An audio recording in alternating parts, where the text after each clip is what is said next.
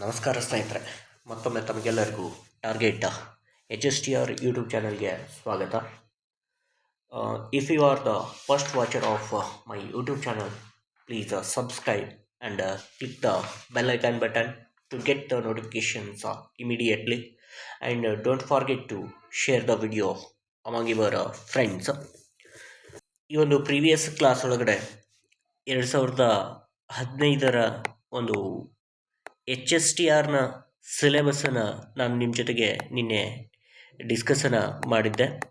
ಅದರ ಮುಂದುವರೆದ ಭಾಗವಾಗಿ ಆ ಒಂದು ಕಳೆದ ಕ್ಲಾಸ್ನಲ್ಲೇ ಹೇಳಿದ್ದೆ, ಸುಮಾರು ಎಚ್ ಎಸ್ ಟಿ ಆರ್ಗೆ ಸಂಬಂಧಪಟ್ಟಿರ್ತಕ್ಕಂತಹ ಕೆಲವೊಂದಿಷ್ಟು ಓಲ್ಡ್ ಕ್ವಶನ್ ಪೇಪರ್ಸ್ಗಳನ್ನು ತೆಗೆದುಕೊಂಡು ನಿಮ್ಮ ಜೊತೆಗೆ ಡಿಸ್ಕಸ್ ಮಾಡಬೇಕು ಅಂಥೇಳಿ ನಿರ್ಧಾರವನ್ನು ಮಾಡಿಕೊಂಡಿದ್ದೆ ಅಂತ ಹೇಳಿದ್ದೆ.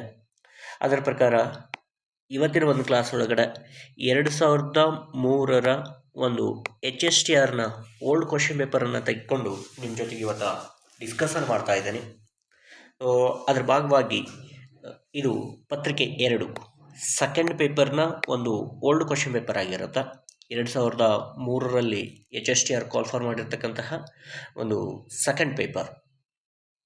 ಅದರ ಭಾಗವಾಗಿ ನಾವು ನೋಡ್ತಾ ಹೋದರೆ ಪಾರ್ಟ್ ಎದೊಳಗಡೆ first one, choose the correct option to complete the sentence ಅಂತೇಳಿ ಬರುತ್ತೆ. ಸೊ ಫಸ್ಟ್ ಒನ್ ಏನಿದೆ, dash for the exam at ಅಂತೇಳಿ ಕೇಳಿದ್ದಾರೆ. First option, you enrolling, have you enrolled, had you enrolled. Again ಒಂದು ನಾವು ಗಮನಿಸಬೇಕಾಗಿರ್ತಕ್ಕಂಥ ಅಂಶ ಏನು ಅಂದರೆ, ಕೊನೆಯಲ್ಲಿ ಕ್ವಶನ್ ಮಾರ್ಕ್ ಇದೆ, ಅಂದರೆ ಇಂಟ್ರಾಗೇಟಿವ್ ಸೆಂಟೆನ್ಸ್ ಆಗಿರುತ್ತೆ. ಸೊ ಇಂಟ್ರಾಗೇಟಿವ್ ಸೆಂಟೆನ್ಸ್ ಒಳಗಡೆ ಎರಡು ರೀತಿಯಾಗಿರ್ತಕ್ಕಂತಹ ಸೆಂಟೆನ್ಸಸ್ಗಳನ್ನು ನಾವು ನೋಡ್ತೀವಿ. ಒಂದು ಎಸ್ ಆರ್ ನೋ ಕ್ವಶನ್ನು, ಇನ್ನೊಂದು WH ಕ್ವಶನ್. ಸೊ ಇಲ್ಲಿ ನಾವು ಈಸಿಯಾಗಿ ಎರಡು ಆಪ್ಷನ್ಸ್ಗಳನ್ನು ತೆಗೆದುಹಾಕ್ಬೋದು. ಯಾವುದ್ಯಾವುದು, ಯು ಎನ್ರೋಲ್ ಅಂತ ಹೇಳಿದೆ, ಅಂದರೆ ಸಬ್ಜೆಕ್ಟಿಂದ ಸ್ಟಾರ್ಟ್ ಆಗಿದೆ, ಇದು ನಮಗೆ ಬೇಡದೇ ಇರ್ತಕ್ಕಂಥದ್ದು. ಆ್ಯಂಡ್ ಇಲ್ಲಿಯೂ ಸಹ ಯು ಇಂದ ಸ್ಟಾರ್ಟ್ ಆಗಿದೆ, ಇದು ಸಹ ನಮಗೆ ಬೇಡದೇ ಇರ್ತಕ್ಕಂಥದ್ದು. ಆ್ಯಂಡ್ ಉಳಿದಿರ್ತಕ್ಕಂಥದ್ದು ಎರಡಿದಾವೆ, ಹ್ಯಾವ್. ಅಂದರೆ ಇಲ್ಲಿ WH ವರ್ಡ್ ಯಾವುದೇ ಇಲ್ಲದೆ ಇರೋದ್ರಿಂದ ಹೆಲ್ಪಿಂಗ್ ವರ್ಬಿಂದ ಸ್ಟಾರ್ಟ್ ಆಗ್ತಿರ್ತಕ್ಕಂಥವುಗಳನ್ನು ಎಸ್ ಆರ್ ನೋ ಕ್ವಶನ್ಸ್ಗಳು ಅಂತೇಳಿ ಕರಿತಾ ಇರ್ತೀವಿ. ಇಲ್ಲಿ ಥರ್ಡ್ ಆಪ್ಷನ್ ಮತ್ತು ಫೋರ್ತ್ ಆಪ್ಷನ್ ಹೆಲ್ಪಿಂಗ್ ವರ್ಬಿಂದ ಸ್ಟಾರ್ಟ್ ಆಗ್ತಾ ಇದೆ. ಇದ್ರ ಜೊತೆಗೆ ಇವು ಎರಡರಲ್ಲಿ ರೈಟ್ ಆಗಿರ್ತಕ್ಕಂಥ ಆಪ್ಷನ್ ಯಾವುದು ಅನ್ನೋದನ್ನು ನಾವು ಫೈಂಡ್ ಔಟ್ ಮಾಡಬೇಕು ಅಂದರೆ ಈಸಿಯಾಗಿರ್ತಕ್ಕಂಥ ಕೆಲಸ. ಅಂದರೆ ಇಲ್ಲಿ ಲಾಸ್ಟ್ಗೆ ಎಟ್ ಅನ್ನೋ ಒಂದು ವರ್ಡನ್ನು ಕೊಟ್ಟಿದ್ದಾರೆ. ಈ ಎಟ್ ಅನ್ನೋ ಒಂದು ವರ್ಡನ್ನು ನಾವು ಕಾಮನ್ ಆಗಿ ಪ್ರೆಸೆಂಟ್ ಪರ್ಫೆಕ್ಟ್ ಟೆನ್ಸ್ ಒಳಗಡೆ, ಪ್ರೆಸೆಂಟ್ ಪರ್ಫೆಕ್ಟ್ ಟೆನ್ಸ್ನ ಇಂಟ್ರಾಗೇಟಿವ್ ಮತ್ತು ನೆಗೆಟಿವ್ ಸೆಂಟೆನ್ಸಸ್ಗಳಲ್ಲಿ ಹೆಚ್ಚು ಇದನ್ನು ಯೂಸ್ ಮಾಡ್ತಾ ಇರ್ತೀವಿ. ಆದರೆ ಇಲ್ಲಿ ಹ್ಯಾಡ್ ಅನ್ನೋದು ಪಾಸ್ಟ್ ಪರ್ಫೆಕ್ಟ್ ಟೆನ್ಸ್ ಆಗುತ್ತೆ. ಹಾಗಾದರೆ ಇದು ಹೋಯಿತು. ಅದರ ರೈಟ್ ಆಪ್ಷನ್ ಯಾವುದಾಗಿರುತ್ತೆ, have you enrolled for the exam. At ಅನ್ನೋದು ರೈಟ್ ಆಪ್ಷನ್ ಆಗಿರುತ್ತೆ. ಅಂದರೆ ಥರ್ಡ್ ಆಪ್ಷನ್ನು ಇಲ್ಲಿ ರೈಟ್ ಆಗಿರ್ತಕ್ಕಂತಹ ಒಂದು ಆನ್ಸರ್ ಆಗಿರುತ್ತೆ.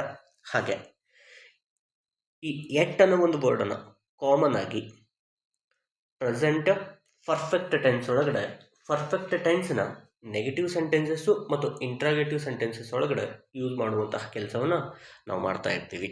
ಅದರ ರೈಟ್ ಆಪ್ಷನ್ ಏನಾಗಿರುತ್ತೆ, have you enrolled for the exam at ಅನ್ನೋದು ಆಗಿರುತ್ತೆ. ಹಾಗೆ ಎರಡನೇ ಕ್ವಶನನ್ನು ನೋಡ್ತಾ ಹೋದರೆ, it dash as though it is raining ಅಂತ ಹೇಳಿದೆ. ಸೊ ಇಲ್ಲಿ ಸೆಕೆಂಡ್ ಸೆಂಟೆನ್ಸ್ ಪ್ರೆಸೆಂಟ್ ಕಂಟಿನ್ಯೂಯಸ್ ಒಳಗಡೆ ಇದೆ. ಆದರೆ ನಾವಿಲ್ಲಿ ಹುಡುಕಬೇಕಾಗಿರೋದು ಪ್ರೆಸೆಂಟ್ ಟೆನ್ಸ್ನ ಸೂಕ್ತವಾಗಿರ್ತಕ್ಕಂತಹ ಒಂದು ಆನ್ಸರನ್ನು. ಲುಕ್ ಅನ್ನೋದಿದೆ ಫಸ್ಟ್ ಆಪ್ಷನ್, ಸೆಕೆಂಡು ಲುಕ್ಸ್ ಅನ್ನೋದಿದೆ, ಈಸ್ ಲುಕ್ಕಿಂಗ್ ಇದೆ, ಈ ಹ್ಯಾಸ್ ಲುಕ್ಡ್ ಅಂತ ಹೇಳಿದೆ. ಸೊ ಇಟ್ ಅನ್ನೋದೇನಾಗಿರುತ್ತೆ, ಥರ್ಡ್ ಪರ್ಸನ್ ಸಿಂಗ್ಯುಲರ್ ನೌನ್ ಆಗಿದೆ. ಹೀಗಾಗಿ ಲುಕ್ ಅನ್ನೋದು ಇದ್ರ ಜೊತೆಗೆ ಹೊಂದಾಣಿಕೆ ಆಗಲ್ಲ. ಆ್ಯಂಡ್ ಈ ಮೂರೊಳಗಡೆ ಉಳಿದಿರ್ತಕ್ಕಂತಹ ಮೂರೊಳಗಡೆ ನಾವು ಯಾವುದು ಸೂಕ್ತ ಆಗ್ಬೋದು ಅಂಥೇಳಿ ಅಂದ್ಕೊಂಡ್ರೆ ಸೆಕೆಂಡ್ ಆಪ್ಷನ್ ಲುಕ್ಸ್ ಅನ್ನೋದು ಏನಾಗಿರುತ್ತೆ, ರೈಟ್ ಆಪ್ಷನ್ ಆಗಿರುತ್ತೆ. It looks as though it is raining ಅನ್ನೋ ಒಂದು ಆನ್ಸರು ಕರೆಕ್ಟ್ ಆಗಿರುತ್ತೆ. ಯಾಕೆ ಇದನ್ನೇ ಯೂಸ್ ಮಾಡಬೇಕು ಅಂದರೆ natural expression to describe someone's appearance. ನಾವು ಬೇರೊಬ್ಬರ ಒಂದು ಅಫಿಯರೆನ್ಸನ್ನು ಡಿಸ್ಕ್ರೈಬ್ ಮಾಡ್ತಾ ಇದ್ರೆ ಇದು ನ್ಯಾಚುರಲ್ ಆಗಿರ್ತಕ್ಕಂಥ ಒಂದು ಎಕ್ಸ್ಪ್ರೆಷನ್ ಆಗಿರುತ್ತೆ ಲುಕ್ಸ್ ಅನ್ನೋದು. ಆ್ಯಂಡ್ ಅದ್ರ ಜೊತೆಗೆ ಇಟ್ ಅನ್ನೋದು ಏನಾಗಿರುತ್ತೆ, ಸಿಂಗ್ಯುಲರ್ ಥರ್ಡ್ ಪರ್ಸನ್ ನೌನ್ ಆಗಿರೋದ್ರಿಂದ ಸೊ ಇದು ಸಿಂಪಲ್ ಪ್ರೆಸೆಂಟ್ ಟೆನ್ಸ್ ಲುಕ್ಸ್ ಅನ್ನೋದನ್ನು ಯೂಸ್ ಮಾಡ್ತೀವಿ. ಈ ಲುಕ್ ಅನ್ನೋದನ್ನು ಇದು ಸಿಂಪಲ್ ಪ್ರೆಸೆಂಟ್ ಟೆನ್ಸ್ ಒಳಗಡೆ ಬರುತ್ತೆ, ಬಟ್ ಪ್ಲೂರಲ್ ನೌನ್ಸ್ಗಳ ಜೊತೆಗೆ ಯೂಸ್ ಆಗ್ತಾ ಇರುತ್ತೆ. ಸೊ ಸಿಂಗ್ಯುಲರ್ ನೌನ್ಸ್ಗಳ ಜೊತೆಗೆ ಲುಕ್ಸ್ ಅನ್ನೋದು ಹೊಂದಾಣಿಕೆ ಆಗ್ತಾ ಇರೋದ್ರಿಂದಾಗಿ it looks as though it is raining ಅನ್ನೋದನ್ನು ಕರೆಕ್ಟಾಗಿ ಸೊ ಎರಡನೇ ಆಪ್ಷನ್ ಇದಕ್ಕೆ ಹೊಂದಾಣಿಕೆ ಆಗುತ್ತೆ. ಜೊತೆಗೆ ಪ್ರೆಸೆಂಟ್ ಟೆನ್ಸ್ಗಳನ್ನು ನಾವು general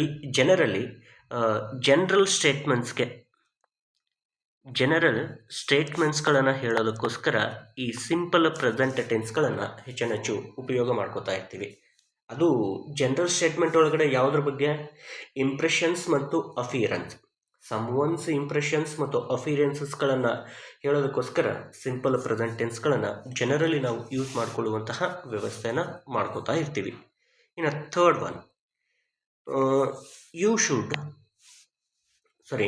you dash try to be in school before assembly start ಅನ್ನೋದಿದೆ. ಇಲ್ಲಿ ಫಸ್ಟ್ ಆಪ್ಷನ್ ವುಡ್ ಹ್ಯಾವ್ ಅಂತೇಳಿದೆ, ಸೆಕೆಂಡ್ ಆಪ್ಷನ್ ಶುಡ್ ಅಂತೇಳಿದೆ, ಥರ್ಡ್ ಒನ್ ಶುಡ್ ಹ್ಯಾವ್ ಇದೆ, ಫೋರ್ತ್ ಒನ್ ಓಟ್ ಇದೆ. ಸೊ ಈ ನಾಲ್ಕರೊಳಗಡೆ ಸರಿಯಾಗಿರ್ತಕ್ಕಂಥದ್ದು ಯಾವುದು? ಸೊ ಸರಿಯಾಗಿರ್ತಕ್ಕಂಥ ಆನ್ಸರ್ ಅಂದರೆ ಶುಡ್ ಅನ್ನೋದನ್ನು ನಾವು ಸರಿಯಾಗಿರ್ತಕ್ಕಂಥ ಆನ್ಸರ್ ಅಂತೇಳಿ ಹೇಳ್ತೀವಿ. You should try to be in school before assembly starts. ಇದು ಒಂಥರ ಅಡ್ವೈಸ್ ಇದೆ, ಪೊಲೈಟ್ ಆಗಿರ್ತಕ್ಕಂಥ ಒಂದು ಅಡ್ವೈಸನ್ನು ಆರ್ ಸಜೆಷನನ್ನು ಕೊಡ್ತಾ ಇದ್ದಾರೆ. ಈ ಶುಡ್ ಅನ್ನೋದನ್ನು ನಾವು ಹೆಚ್ಚು ಎಂತಹ ವಾಕ್ಯಗಳಿಗೆ ಉಪಯೋಗ ಮಾಡ್ತೀವಿ ಅಂದರೆ, ಸೊ ಎಕ್ಸ್ಪ್ರೆಸ್ ಡ್ಯೂಟಿ,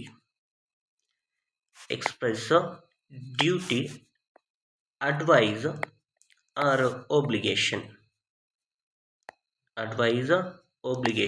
ಈ ಮೂರು ಥರದ ವಾಕ್ಯಗಳಿಗೆ ನಾವು ಇಲ್ಲಿ ಶುಡ್ ಅನ್ನೋದನ್ನು ಯೂಸ್ ಮಾಡ್ತೀವಿ. ಇಲ್ಲೇನಿದೆ, ಅಡ್ವೈಸ್ ಮಾಡ್ತಾ ಇದ್ದಾರೆ. ಏನಂತ ಅಡ್ವೈಸ್ ಮಾಡ್ತಾ ಇದ್ದಾರೆ? ಅಸೆಂಬ್ಲಿ ಸ್ಟಾರ್ಟ್ ಆಗೋದಕ್ಕಿಂತ ಮೊದಲಿಗೆ ನೀನು ಸ್ಕೂಲ್ ಒಳಗಡೆ ಇರೋದಕ್ಕೆ ಪ್ರಯತ್ನ ಪಡು ಅಂತೇಳಿ ಅಡ್ವೈಸನ್ನು ಮಾಡ್ತಾ ಇರೋದ್ರಿಂದಾಗಿ ಇಲ್ಲಿ ಶುಡ್ ಅನ್ನೋದೇನಾಗುತ್ತೆ, ಹೊಂದಾಣಿಕೆ ಆಗುತ್ತೆ. ಹಾಗಾದರೆ ವುಡ್ ಹ್ಯಾವ್ ಯಾಕಾಗಲ್ಲ? ಈ ವುಡ್ ಹ್ಯಾವನ್ನು ಪಾಸ್ಟ್ ಟೆನ್ಸ್ನ ಅನ್ರಿಯಲ್ ಆ್ಯಕ್ಷನ್ಸ್ಗಳನ್ನು ಹೇಳೋದಕ್ಕೋಸ್ಕರ ಉಪಯೋಗವನ್ನು ಮಾಡ್ಕೋತಾ ಇರ್ತೀವಿ. ಹಾಗೆ ಶುಡ್ ಹ್ಯಾವ್ ಅನ್ನೋದನ್ನು ನಾವು ಪಾಸ್ಟ್ ಒಳಗಡೆ ಯಾವುದಾದ್ರೂ ಒಂದು ಕೆಲಸವನ್ನು ಮಾಡೋದ್ರೊಳಗಡೆ ಫೇಲ್ಯೂರ್ ಆದರೆ, ಅಂದರೆ ಪಾಸ್ಟ್ ಒಳಗಡೆ ನಾವು ಮಾಡಬೇಕು ಅಂತ ಅಂದ್ಕೊಂಡಿರ್ತಕ್ಕಂತಹ ಕೆಲಸಗಳನ್ನು ಮಾಡೋದ್ರೊಳಗಡೆ ಫೇಲ್ಯೂರ್ ಆದರೆ ಸೊ ಶುಡ್ ಹ್ಯಾವ್ ಅನ್ನೋದನ್ನು ಯೂಸ್ ಮಾಡ್ತಾ ಇರ್ತೀವಿ. ಹಾಗೆ ಇದು ಗ್ರಾಮೆಟಿಕಲಿ ಓಟ್ ಟು ಆಗಬೇಕಾಗಿತ್ತು, ಆಗದೇ ಇರೋದ್ರಿಂದಾಗಿ ಇದನ್ನು ನಾವಿಲ್ಲಿ ಸೂಕ್ತ ಅಂತೇಳಿ ಅನ್ಸ್ಕೊಳ್ಳೋದಕ್ಕೆ ಆಗಲ್ಲ. ಸೊ ಹೀಗಾಗಿ ಥರ್ಡ್ ಒಂದು ಕ್ವಶನ್ಗೆ ಶುಡ್ ಅನ್ನೋದೇನಾಗಿರುತ್ತೆ, ರೈಟ್ ಆಗಿರ್ತಕ್ಕಂಥ ಆನ್ಸರು. ಇನ್ನು fourth one, Lalitha dash leave the hospital only 2 days after the baby was born. So was ಇದೆ ಅಂದರೆ ಪಾಸ್ಟ್ ಕಂಟಿನ್ಯೂಸ್ ಟೆನ್ಸ್. ನಾವು ಇಲ್ಲಿಯೂ ಸಹ ಪಾಸ್ಟ್ ಟೆನ್ಸಸ್ಗಳು ಯಾವಿದಾವೆ ಅನ್ನೋದನ್ನು ನೋಡ್ಕೋಬೇಕು. ಸ್ವಲ್ಪ ನಾವು ಕ್ವಶನ್ ಪೇಪರ್ ನಮ್ಮ ಕೈ ಒಳಗಡೆ ಬಂದ ತಕ್ಷಣ ಕ್ವಶನನ್ನು 1 ಸಾರಿ 2 ಸಾರಿ ಓದ್ಕೊಂಡು ಅದನ್ನು ಸೂಕ್ಷ್ಮವಾಗಿ ಅರ್ಥ ಮಾಡ್ಕೊಳ್ಳುವಂತಹ ಪ್ರಯತ್ನವನ್ನು ಪಡಬೇಕು. ನಮಗೆ ಅಲ್ಲೇ ಒಂದು ಸಣ್ಣದಾಗಿರ್ತಕ್ಕಂಥ ಹಿಂಟ್ ಸಿಗುತ್ತೆ ಆನ್ಸರನ್ನು ಫೈಂಡ್ ಔಟ್ ಮಾಡೋದಕ್ಕೋಸ್ಕರ. ಏನು ಹಿಂಟು? ಇಲ್ಲಿ ಪಾಸ್ಟ್ ಟೆನ್ಸ್ ಇದೆ, ಸೊ ಹೀಗಾಗಿ ಇದನ್ನು ನಾವು ಪಾಸ್ಟ್ ಟೆನ್ಸ್ ಒಳಗಡೆ ಹೇಳಬೇಕು. ಹಾಗಾದರೆ ಥರ್ಡ್ ಆಪ್ಷನ್ ಕ್ಯಾನ್ ಇದೆ, fourth option is able to ಇದೆ. ಇವೆರಡು ಪ್ರೆಸೆಂಟ್ ಟೆನ್ಸ್ ಒಳಗಡೆ ಇವೆರಡು ಸೂಕ್ತ ಆಗಲ್ಲ. ಇನ್ನು ಉಳಿದಿರ್ತಕ್ಕಂಥದ್ದು ವಾಸ್ ಏಬಲ್ ಟು. ಇನ್ನು ಸೆಕೆಂಡ್ ಒನ್ ಆಪ್ಷನ್ನು ಕುಡ್ ಇದೆ. ಸೊ ಇದಕ್ಕೆ ರೈಟ್ ಆಗಿರ್ತಕ್ಕಂಥ ಆನ್ಸರ್ ಯಾವುದು ಅಂದರೆ ವಾಸ್ ಏಬಲ್ ಟು ಅಂದರೆ Lalitha was able to leave the hospital only 2 days after the baby was born ಅನ್ನೋದು ರೈಟ್ ಆಗಿರ್ತಕ್ಕಂಥ ಆನ್ಸರ್ ಆಗಿರುತ್ತೆ. ಸೊ ಕುಡ್ಡನ್ನು ಯಾವಾಗ ಯೂಸ್ ಮಾಡ್ತಾ ಇರ್ತೀವಿ? ಪಾಸ್ಟ್ ಎಬಿಲಿಟಿ ನನ್ನಿಂದ ಏನಾದರೂ ಕೆಲಸ ಮಾಡೋದಕ್ಕೆ ಸಾಧ್ಯತೆಗಳು ಇದೆ ಅನ್ನೋದನ್ನು ಹೇಳೋದಕ್ಕೆ ಸೊ ವುಡ್ ಅನ್ನೋದನ್ನು ಯೂಸ್ ಮಾಡ್ತಾ ಇರ್ತೀವಿ. ಇನ್ನು fifth one question. The boy fell dash the horse ಅಂತ ಹೇಳಿದೆ. ಫಸ್ಟ್ ಆಪ್ಷನ್ ಫ್ರಮ್ ಅಂತ ಹೇಳಿದೆ, ಸೆಕೆಂಡು ಆಫ್ ಇದೆ, ಥರ್ಡು ಔಟ್ ಆಫ್ ಇದೆ, ಫೋರ್ತು ಔಟ್ ಇದೆ. ಇದರೊಳಗಡೆ ರೈಟ್ ಆಗಿರ್ತಕ್ಕಂತಹ ಆಪ್ಷನ್ಸ್ಗಳು ಯಾವುವು ಅಂದರೆ ಸಾಮಾನ್ಯವಾಗಿ ಫೆಲ್ ಆಫ್, ಫೆಲ್ ಫ್ರಮ್ ಇವುಗಳನ್ನು ಫ್ರೇಸಲ್ ವರ್ಬ್ಸ್ ಅಂತೇಳಿ ಕರಿತಾ ಇರ್ತೀವಿ. ಫ್ರೇಸಲ್ ವರ್ಬ್ಸ್ಗಳು ಅಂತೇಳಿ ಕರಿತಾ ಇರ್ತೀವಿ. ಇಲ್ಲಿ ರೈಟ್ ಆಗಿರ್ತಕ್ಕಂಥ ಆನ್ಸರ್ ಯಾವುದು ಅಂದರೆ ಫಿಫ್ತ್ ಕ್ವಶನ್ಗೆ ಫೆಲ್ ಆಫ್ ರೈಟ್ ಯಾಕಾಗತ್ತೆ ಅನ್ನೋ ಒಂದು ಕ್ವಶನ್ನು ನಾವು ಕೇಳ್ಕೋಬೇಕಾಗತ್ತೆ. ಇದು correct phrasal verb. The boy fell off the horse ಅಂದರೆ when someone loses the balance and comes down from something. Fell off means ಏನಾಗಿರುತ್ತೆ, someone loses the balance and comes down from the something, from lower place. ಇದು ನೆನಪಿರಲಿ. ಕಡಿಮೆ ಎತ್ತರದಿಂದ ಯಾವುದಾದ್ರೂ ಒಬ್ಬ ವ್ಯಕ್ತಿ ತನ್ನ ಬ್ಯಾಲೆನ್ಸನ್ನು ಕಳೆದುಕೊಂಡು ಕೆಳಗಡೆ ಬಿದ್ದಾಗ ಸೊ ಅಲ್ಲಿ ಆಫ್ ಅನ್ನೋ ಒಂದು ವರ್ಡನ್ನು ಯೂಸ್ ಮಾಡ್ತೀವಿ. ಇಲ್ಲಿ ಫ್ರಮ್ ಅನ್ನೋದು ಸಹ ಸೂಕ್ತ ಆಗುತ್ತೆ. ಫೆಲ್ ಫ್ರಮ್ ಆದರೆ ಸ್ವಲ್ಪ ಹೈಯರ್ ಪ್ಲೇಸಿಂದ ಕೆಳಗಡೆ ಬಿದ್ದಾಗ ಫೆಲ್ ಫ್ರಮ್ ಅನ್ನೋದನ್ನು ಯೂಸ್ ಮಾಡ್ಕೊತೀವಿ. ಫೆಲ್ ಫ್ರಮ್ ಅನ್ನೋದನ್ನು ಸ್ವಲ್ಪ ಹೈಯರ್ ಪ್ಲೇಸಿಂದ ಕೆಳಗಡೆ ಬಿದ್ದಾಗ ಮಾತ್ರ. ಸೊ ಆದಾಗ ಫ್ರಮ್ ಅನ್ನೋದನ್ನು ಯೂಸ್ ಮಾಡ್ತೀವಿ. ಇಲ್ಲಿ ಆಫ್ ಅಂದರೆ ಸ್ವಲ್ಪ ಲೋವರ್ ಪ್ಲೇಸಿಂದ ಒಬ್ಬ ವ್ಯಕ್ತಿ ತನ್ನ ಬ್ಯಾಲೆನ್ಸನ್ನು ಕಳೆದುಕೊಂಡು ಕೆಳಗಡೆ ಬಂದರೆ ಅಥವಾ ಬಿದ್ದರೆ ಸೊ ಅಲ್ಲಿ ನಾನು ಆಫ್ ಅನ್ನೋ ವರ್ಡನ್ನು ಯೂಸ್ ಮಾಡ್ಕೋತಾ ಹೋಗ್ತಾ ಇರ್ತೀವಿ. ಆ್ಯಂಡ್ ನೆಕ್ಸ್ಟ್ ಒನ್ ಏನಿರುತ್ತೆ, I congratulated Har dash Har outstanding success ಅಂತೇಳಿ. ಇಲ್ಲಿ ಸೂಕ್ತವಾಗಿರ್ತಕ್ಕಂತಹ ಪ್ರಪೋಸಿಷನನ್ನು ಯೂಸ್ ಮಾಡಬೇಕು. ಫಸ್ಟ್ ಒನ್ ಏನಿದೆ, ಫಾರ್ ಇದೆ, ಸೆಕೆಂಡ್ ಒನ್ ಬೈ ಇದೆ, ಥರ್ಡ್ ಒನ್ ಆನ್ ಇದೆ, ಫೋರ್ತ್ ಒನ್ ಥ್ರೂ ಇದೆ. ಇದು ಒಂಥರ ಫಿಕ್ಸ್ಡ್ ಪ್ರಪೋಸಿಷನ್. ನಮ್ಮ ಕಾಂಪಿಟೇಟಿವ್ ಎಕ್ಸಾಮ್ ಒಳಗಡೆ ಪ್ರಪೋಸಿಷನ್ಸ್ಗಳ ಮೇಲೆ ಕೇಳ್ತಾ ಇರ್ತಕ್ಕಂಥದ್ದು ಫಿಕ್ಸ್ಡ್ ಪ್ರಪೋಸಿಷನ್ಸ್ ಕ್ವಶನ್ಸ್ಗಳನ್ನು. ನಾವು ಸ್ವಲ್ಪ ಯಾವ್ಯಾವ ಫಿಕ್ಸ್ಡ್ ಪ್ರಪೋಸಿಷನ್ಸ್ಗಳು ಬರುತ್ತೆ ಅನ್ನೋದನ್ನು ಒಂದು ಸಾರಿ ಎಕ್ಸಾಮ್ ಹೋಗೋದಕ್ಕಿಂತ ಮೊದಲಿಗೆ ನೋಡಿಕೊಂಡ್ರೆ ಈ ಪ್ರಪೋಸಿಷನ್ಸ್ಗಳ ಮೇಲೆ ಎಂಥ ಕ್ವಶನ್ಸ್ಗಳನ್ನು ಕೇಳಿದರೂ ಸಹ ಸಾಲ್ವಾಗಿ ನಾವು ಈಸಿಯಾಗಿ ನಾವು ಆನ್ಸರ್ಸ್ಗಳನ್ನು ಫೈಂಡ್ ಔಟ್ ಮಾಡಬೇಕು. ಈ ಕಂಗ್ರ್ಯಾಚುಲೇಟೆಡ್ ಅನ್ನೋ ಒಂದು ವರ್ಡು ಯಾವಾಗಲೂ ಆನ್ ಪ್ರಪೋಸಿಷನನ್ನೇ ತೆಗೆದುಕೊತಾ ಇರುತ್ತೆ. ಹಾಗಾದರೆ ಇಲ್ಲಿ on, I congratulated her on her outstanding success. Keep in your mind, ಈ ಕಂಗ್ರ್ಯಾಚುಲೇಟೆಡ್ ಅನ್ನೋ ಒಂದು ವರ್ಡು ಫಿಕ್ಸ್ಡ್ ಆಗಿ ಆನ್ ಪ್ರಪೋಸಿಷನನ್ನೇ ತೆಗೆದುಕೊತಾ ಇರುತ್ತೆ. ಹಾಗಾದರೆ ಸಿಕ್ಸ್ತ್ ಒನ್ ಕ್ವಶನ್ಗೆ ರೈಟ್ ಆಗಿರ್ತಕ್ಕಂಥ ಆನ್ಸರ್ ಯಾವುದು ಅಂದರೆ ಆನ್, ಥರ್ಡ್ ಒನ್ ಆಗಿರುತ್ತೆ.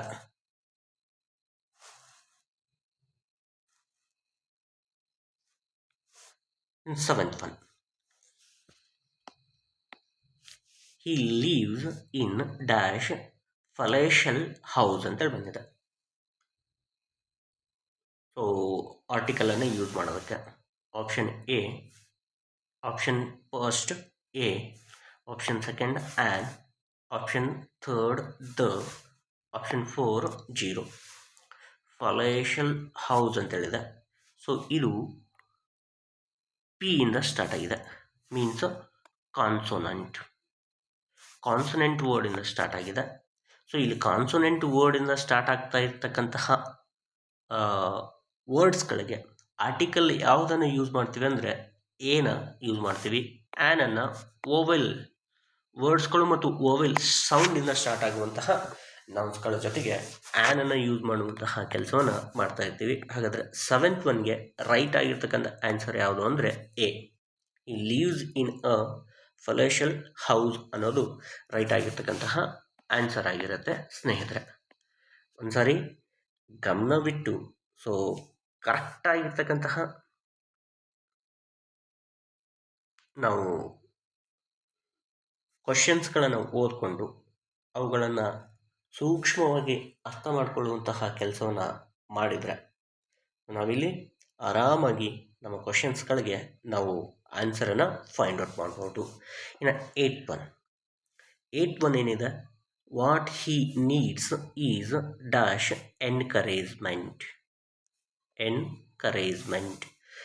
ಅಗೇನ್ ಮತ್ತೆ ಆರ್ಟಿಕಲ್ ಮೇಲೇ ಕ್ವಶನನ್ನು ಕೇಳಿದ್ದಾರೆ ಸ್ನೇಹಿತರೆ. First option A, second and, third the, fourth 0. ಹಾಗಾದರೆ ರೈಟ್ ಆನ್ಸರ್ ಯಾವುದು? ಇದನ್ನು ಇನ್ಡೆಫಿನಿಟ್ ಆರ್ಟಿಕಲ್ಸ್ ಅಂತೇಳಿ ಕರಿತಾ ಇರ್ತೀವಿ. ಎ ಮತ್ತು ಆನನ್ನು ದನ ಡೆಫಿನಿಟ್ ಆರ್ಟಿಕಲ್ ಅಂತೇಳಿ ಕರಿತಾ ಇರ್ತೀವಿ. ಏನ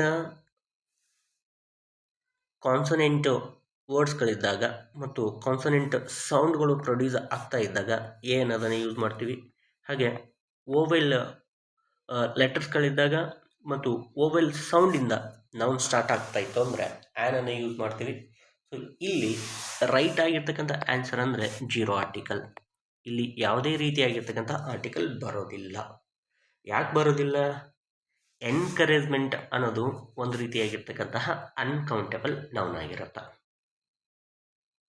ಈ ಅನ್ಕೌಂಟೇಬಲ್ ನೌನ್ಗಳಿಗಿಂತ ಅನ್ಕೌಂಟೇಬಲ್ ನೌನ್ಗಳ ಜೊತೆಗೆ ನಾವು ಯಾವುದೇ ರೀತಿಯಾಗಿರ್ತಕ್ಕಂತಹ ಆರ್ಟಿಕಲ್ಸ್ಗಳನ್ನು ಉಪಯೋಗ ಮಾಡಿಕೊಳ್ಳಲ್ಲ. ಹೀಗಾಗಿ ಎನ್ಕರೇಜ್ಮೆಂಟ್ ಅನ್ನೋ ಒಂದು ನೌನ್ಗಿಂತ ಮೊದಲಿಗೆ ಯಾವುದೇ ರೀತಿಯಾಗಿರ್ತಕ್ಕಂತಹ ಆರ್ಟಿಕಲನ್ನು ಯೂಸ್ ಮಾಡಲ್ಲ. 8.1 ಕ್ವಶನ್ಗೆ ರೈಟ್ ಆನ್ಸರ್ ಅಂದರೆ 0. ಇಲ್ಲಿ ಯಾವುದೇ ರೀತಿಯಾಗಿರ್ತಕ್ಕಂತಹ ಆರ್ಟಿಕಲ್ಗಳು ಬರೋದಿಲ್ಲ. Thank you. ಇವತ್ತಿನ ಈ ಒಂದು ಕ್ಲಾಸ್ ಒಳಗಡೆ 2003ರ HSTRನ ಕ್ವಶನ್ ಪೇಪರ್ನ 10 ಕ್ವಶನ್ಸ್ಗಳನ್ನು ನಿಮ್ಮ ಜೊತೆಗೆ ನಾನು ಡಿಸ್ಕಸನ್ನು ಮಾಡಿದ್ದೀನಿ ಸ್ನೇಹಿತರೆ. ಮುಂದಿನ ತರಗತಿ ಒಳಗಡೆ ಉಳಿದಿರ್ತಕ್ಕಂತಹ ಕ್ವಶನ್ಸ್ಗಳನ್ನು ನಿಮ್ಮ ಜೊತೆಗೆ ಡಿಸ್ಕಸ್ ಮಾಡಬೇಕು ಅಂಥೇಳಿ ನಿರ್ಧಾರವನ್ನು ಮಾಡಿದ್ದೀನಿ. ಹಾಗೆ ನಿಮಗೆ ಕ್ಲಾಸ್ ಇಷ್ಟ ಆಗಿದ್ದರೆ ಒಂದು ಲೈಕ್ ಕೊಡಿ, ಜೊತೆಗೆ ಶೇರ್ ಮಾಡೋದನ್ನು ಮರಿಬೇಡಿ ಸ್ನೇಹಿತರೆ. So goodbye until tomorrow and thank you.